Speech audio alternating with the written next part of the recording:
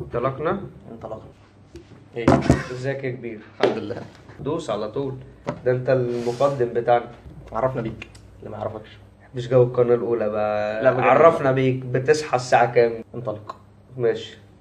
أنا اسمي أحمد مصلحي، 30 سنة، كلها كام يوم وتمهم بالظبط. تمام. مش هجاوب بنفس الوي اللي انت ازاي تجاوب بيها في الانترفيو، لا أنا هتكلم عادي جدا. تمام. عندي خبرة 10 سنين، اشتغلت في 10 شركات، آخرهم شركة قعدت فيها 3 أيام وبران البيزنس بتاعي 3 ايام 3 أيام. كتير قوي 3. ومفيش مدير بيحبني لحد وانا في الكليه، خارج منها زيرو سكيلز، ما كلية بعرفش اي حاجه. كليه تجاره خارجيه جامعه حلوان، خريج 2007، يعني بقالي 10 سنين. اشتغلت في حاجات كبيره في حاجات صغيره. بعد فتره مرمطه واترميت في البحر كتير، اكتشفت ان اكتر حاجه بحبها حاجتين: التريننج وان انا اعمل بيزنس. انا عندي حاليا شركه اسمها هايرد، يعني انت خلصت اشتغلت، وده الكونسيبت بتاعنا، ازاي تجيت هايرد عن طريقنا.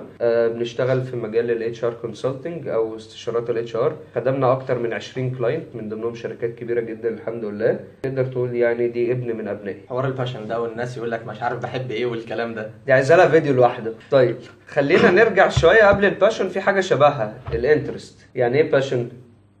كلمه بيقولوا كبيره. الشغف. والانترست يعني ايه؟ اهتمام. الاهتمام. الاتنين شبه بعض لحد ما تقع في حاجه. باي ذا واي، ان حد يقول لك عايز اعرف شغفي، ما اعرفش شغفي. انا لحد كام سنه بعرف شغفي. قليلين اللي بيبقى عارف هو حابب ايه من صغره. تمام. فمش كتير ان هم عارفين الشغف والانترست، الاتنين شبه بعض. ريال لايف اكزامبل عليا، من 8 شهور بالظبط. من صغري انا بحب الرياضه، دخلت جيم وانا في اولى اعدادي. يمكن الجيل بتاعي كله ابتدى يخشوا من ثانوي. تمام. ما يغركش شكل، انا عارف. بس انا بحب الرياضه ايا كان نوع الرياضه. مؤخرا من كام سنه كل الناس ابتدت في العالم ان هو يحب المارشال ارتس، الفنون القتاليه، فابتدينا نلعب مارشال ارتس.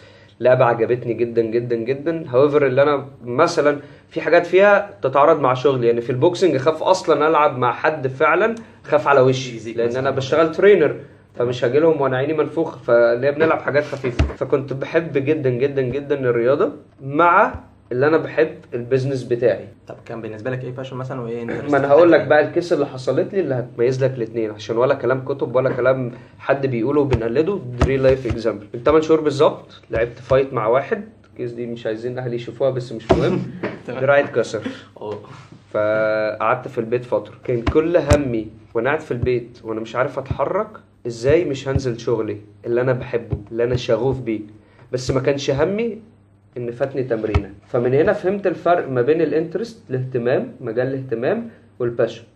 الانترست حاجه بتفضلها، بس حصلت لك هتبقى مبسوط، ما حصلتلكش مش هتموت. الباشن بالظبط زي ما انك بتتنفس. لو انت وقفت عن التنفس او انت تحت الميه ما بتجرب نفسك قد ايه. عارف واحنا صغيرين لازم نجرب نعمل مسابقه ونقعد تحت الميه، اكتر واحد يقعد. اول حاجه بتطلع منها بعد الميه انت كاتب نفسك نفسك تاخد نفس. تمام. حلوه الحته دي، حلوه الحته دي. فالباشن مستني. الباشن هي الحاجه اللي انت وانس اللي انت عملتها مش قادر تبطل تعملها. واحد لسه من بره ما يعرفش الحاجه دي اصلا، هيوصلها ازاي مثلا من خلال تجاربك انت؟ ترمي في البحر. من فتره قريبه ما اعرفش اللي انا باشنت في حاجه ولا لا. ما اعرفش اصلا يعني ايه باشن. الكلمه دي ما كانتش ولا في دماغي. شغال عادي باخد سالري، كل ويك اند اسافر، مش فارقه معايا، ما حسيتهاش. حته التريننج كانت تيرنينج بوينت بقى في حياتي. لما خدت التريننج وزودت السكيلز اشتغلت بسالري اكبر، يعني في مكان اكبر. التريننج اصلا مش بنيت حاجه. التريننج اتاثرت بالتريننج، فقررت ان انا نفسي اجوين المجال ده. تمام. عايز افتح حاجه ليها علاقه بالتريننج.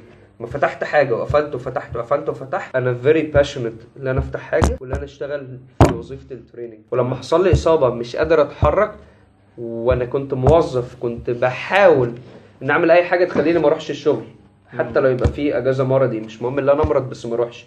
دلوقتي انا لما تعبت وما ينفعش ما اروحش، انا مش قادر. يعني انا كنت متاثر ازاي مش قادر افتح اللاب واكتب.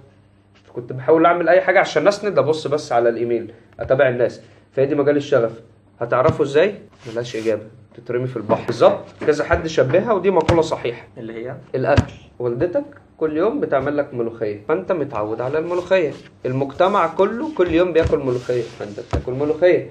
كل المجتمع يخلص دراسة يروح الشغل، يخلص دراسة يروح الشغل، من الشغل على البيت ينام عشان يصحى يروح الشغل، فهي سايكل. كان مثال حلو في الموضوع ده، كان واحد طرحه بيقول لك انت بتقول مثلا بحب التفاح، طب ليه ما بتحبش المانجا؟ ما انت ما ما جربتهاش. جربتش بالظبط. تجربها تقول انا بحب المانجا. الشغف نتاج تجارب يعني. تمام. الواحد انا اشتغلت في 10 اماكن، 10 اماكن ده رقم كبير، ده رقم كبير لو حسبناه بالتساوي يبقى كل شغلانه او كل وظيفه في مكان سنه. لازم تترمي في البحر وتشوف ايه اكتر حاجه لو ما عملتهاش انت نفسك هتتاثر، زي بالظبط فكره النفس ده. فهي فعلا زي الاكله دي بقى الحاجه اللي كل الناس اتفقت عليها.